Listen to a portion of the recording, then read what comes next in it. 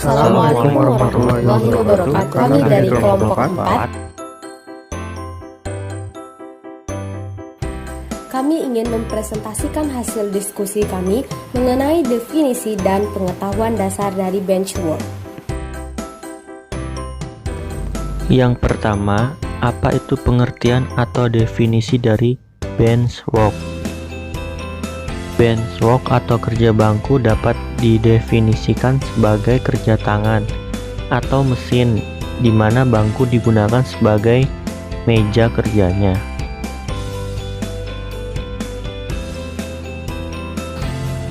Jenis-jenis pekerjaan bench work atau kerja bangku: mengikir, memahat, menggergaji, menggambar, menekuk, dan mengebor. Lalu, pengertian meja kerja, yaitu sebuah perlengkapan yang wajib ada di sebuah kantor.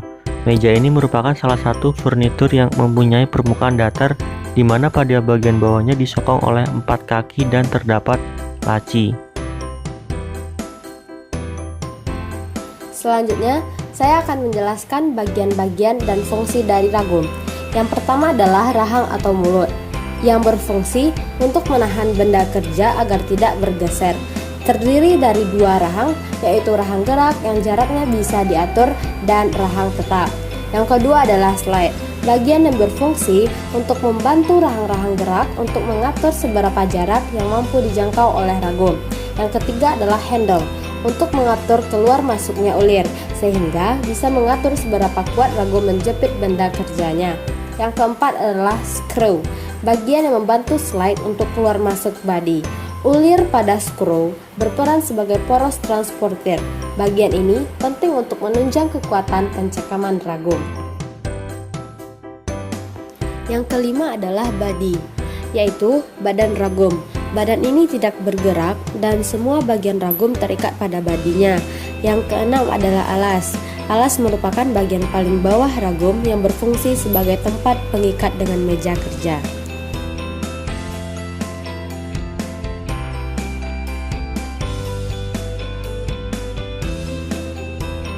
Bagaimana cara kita mengatur pemasangan ragum dan ketinggian yang tepat sesuai postur penggunaannya? Yang pertama adalah kita pastikan ketinggian ragum tidak melebihi sikut pekerja saat pekerja berdiri tegak di depan ragum dan meja kerja. Yang kedua, perhatikan benda kerja yang akan dijepit. Gunakan pelindung tambahan pada rahang penjepit agar tidak merusak badan dari benda kerja saat dijepit di ragum. Yang ketiga adalah putar handle ragum ke arah kiri atau berlawanan arah jarum jam untuk membuka rahang geser. Yang keempat, pasang benda kerja tepat di tengah-tengah antara rahang geser dan rahang tetap. Yang kelima, putar handle ragum ke arah kanan atau searah jarum jam untuk menjepit benda kerja. Yang keenam, tekan handle secukupnya untuk memperkuat jepitan ragum terhadap benda kerja. Yang ketujuh ialah benda kerja sudah dijepit dan siap dilakukan pekerjaan selanjutnya. Selanjutnya, ada ketentuan susunan alat-alat di atas meja kerja. Pertama, alat tulis. Yang kedua, kertas. Yang ketiga, alat pemotong kertas. Yang keempat, pengikat dan perekat. Yang kelima, dokumen organizer. Yang keenam, peralatan surat. Selanjutnya, ada ketentuan susunan alat-alat dalam laci dan kebersihan lantai. Tiap-tiap alat diletakkan pada tempatnya masing-masing. Masing-masing tempat di mana tiap perkakas atau alat diletakkan ditandai untuk mempermudah dan mempercepat inventaris. Dalam kebersihan lantai, majun atau kain harus disimpan dalam drum yang dilengkapi dengan tutup. Hal-hal yang membahayakan seperti oli, kulen, dan gemuk yang tumpah di atas lantai harus segera dibersihkan.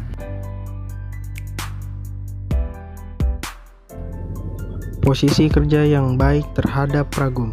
Posisi tangan. Posisi tangan pekerja terhadap ragum yang digunakan antara 5-8 cm di atas ragum. Sedangkan posisi tangan kanan pada saat pengikiran memegang handle dan tangan kiri menempel pada ujung kikir. Posisi kaki. Selama mengikir, pekerja berdiri di sebelah kiri ragum dengan ketentuan telapak kaki kiri berada di depan dan serong 30 derajat terhadap sumbu ragum. Kaki kanan berada di belakang dan serong 75 derajat terhadap sumbu ragum. Jarak antara tumit kaki kiri dan ibu jari kaki kanan sepanjang kikir yang digunakan. Jarak ibu jari kaki kiri dan ibu jari kaki kanan terhadap sumbu ragum sama dengan lebar telapak kaki dan atau sepatu. Posisi kerja sebagai berikut. Gerakan badan dan lutut. Badan berdiri tegak pada posisi permulaan dan selanjutnya dicondongkan ke depan selama gerakan pemotongan. Kaki kanan tetap lurus selama pengikiran berlangsung dan lutut kiri dibengkokkan ke dalam. Pandangan selalu ditujukan kepada benda kerja. Ketentuan pemeriksaan. Kerataan.